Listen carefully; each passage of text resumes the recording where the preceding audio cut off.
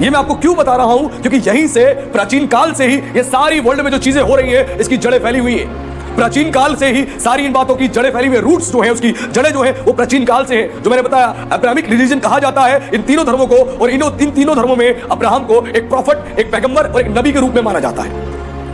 पहले पैगंबर, नबी और प्रॉफिट के रूप में अब्राहम को माना जाता है, और यहीं से वो शुरुआत हुई थी। और लेकिन जब उसको संतान नहीं थी तो क्या हुआ, एक बार सारा ने अब्राहम से कहा कि अब्राहम, हमारे पास संतान नहीं है, मैं एक काम करती हूं, जो मेरी दासी हजीरा है, हजीरा जो थी वो एक मिस्त्री थी, यानी एक वो मिस्त्री थी, गुलामी से आई हुई थी, और उसने बोला जो मेरी दासी हजीरा है तू उसके साथ विवाह कर ले। ध्यानपूर्वक सुने, बोला तू उसके साथ विवाह कर ले और उससे जो संतान उत्पन्न होगी वो हमारा वारिस होगा और जिससे हमें आनंद पहुंचेगा। और उसने क्या किया, उसने प्लान किया इस चीज के लिए, और उसने अब्राहम को बोला, तो अब्राहम ने उसकी बात को मान लिया। अब्राहम ने उसकी बात को मान लिया, उसने मना नहीं किया और मान लिया। उसने क्या करा, उसने हजीरा से विवाह किया, और विवाह करने के बाद उसके गर्भ में, जब हजीरा के गर्भ में संतान ठहरी, तो उसने सारा को, जो उसकी स्वामिनी थी, उसको तुच्छ जानना शुरू कर दिया। हजीरा ने क्या करा, सारा को तुच्छ जानना शुरू कर दिया और उसके साथ सही से बर्ताव नहीं करती थी। और इस बात को जब देखा सारा ने तो उसको बड़ा दुख हुआ, और उसने जाके अब्राहम से इस बात की शिकायत करी। और अब्राहम ने उसको बोला कि तेरी दासी तेरे हाथ में, जो चाहे तू उसके साथ कर। फिर सारा ने क्या किया, सारा ने उसको दुख देना शुरू कर दिया। उसके बाद हजीरा वहां से निकलकर भागी। उसके बाद यहां से ब्लेसिंग की शुरुआत होती है, एक नई जाति की शुरुआत होती है, जिसके बारे में हम पढ़ेंगे उत्पत्ति अध्याय 16 उसके पद 7 से लेकर 12 तक क्या लिखा है। तब यहोवा के दूत ने उसको जंगल में शूर के मार्ग पर जल के सोते के पास पाकर कहा, हे सारे की दासी हाजिरा, तू कहाँ से आती और कहाँ जाती है? उसने कहा, मैं अपनी स्वामिनी सारे के सामने से भाग आई हूँ। यहोवा के दूत ने उससे कहा, अपनी स्वामिनी के पास लौट जा और उसके वश में रह।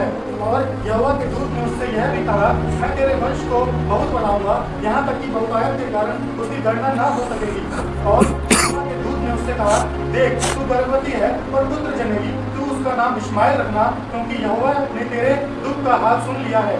और वह मनुष्य बनेले गधे के समान होगा, और उसका हाथ सब के विरुद्ध उठेगा और सब के हाथ उसके विरुद्ध उठेंगे, और वह अपने सब भाई बंधुओं के मध्य में बसा रहेगा। हालेलुया। अब यहाँ पर जो है हमने जाना, जब हजीरा निकल कर भागने लगी, क्यों? क्योंकि सारा ने उसको दुख देना शुरू कर दिया था। वो जब निकल कर भागी तो जंगल में पहुंची, तो जंगल में परमेश्वर की ओर से एक स्वर्गदूत मिला, और स्वर्गदूत ने उससे बातें करी और बोला कि परमेश्वर ने तेरे दुख का हाल जान लिया है, और वहां पर उस स्वर्गदूत के द्वारा एक ब्लेसिंग्स रिलीज करी गई हजीरा के संतान के ऊपर। और खुद उस स्वर्गदूत ने कहा, तू अपने पुत्र का नाम क्या रखना? इश्माएल रखना। खुद उस स्वर्गदूत ने कहा कि तू अपने पुत्र का नाम इश्माएल रखना। और साथ में उस स्वर्गदूत ने क्या आशीष दी? उसने बोला कि और वह मनुष्य बेनेल गधे के समान होगा। क्या आशीष दी? ध्यान पूर्वक सुने, लिखा है, और जो तेरा पुत्र होगा इश्माएल, और वह मनुष्य बेनेल गधे के समान होगा, यानी जंगली गधे के समान होगा। यह ब्लेसिंग्स रिलीज करी स्वर्गदूत ने इश्माएल के ऊपर कि तेरा जो पुत्र होगा इश्माएल, वो जंगली गधे के समान होगा। जंगली गधा कैसा होता है? आप जंगल में जाएंगे, जंगली गधा कैसा होता है? क्या वो किसी को पहचानता है? जंगली जानवर पहचानते हैं, वो किसी पर भी अटैक करता है। वो जंगली गधा, उसको समझ नहीं होती, तो यहाँ क्लियर बोला गया वो जंगली गधे के समान होगा। उसके बाद लिखा है उसका हाथ सबके विरुद्ध उठेगा, और बोला उसका हाथ, जो तेरा पुत्र इश्माएल होगा, वो जंगली गधे जैसी उसकी समझ होगी, और उसका हाथ सबके विरुद्ध उठेगा। सोचो, परमेश्वर की ओर से उस स्वर्गदूत ने यह आशीष रिलीज करी। आज हम इस बात को नहीं समझते हैं, आज हमें समझना है। यहां से शुरुआत हुई है, यहीं से शुरुआत हुई है। मैंने बोला प्राचीन काल से उसकी जड़ें हैं। स्वर्गदूत ने बोला कि तेरा पुत्र जो इश्माएल होगा वो जंगली गधे के समान होगा, और उसका हाथ सबके विरुद्ध उठेगा, और सबके हाथ उसके विरुद्ध उठेंगे, यानी ये झगड़ा ही करेगा और इसके ऊपर भी झगड़े होंगे, यानी ये युद्ध ही लड़ता रहेगा।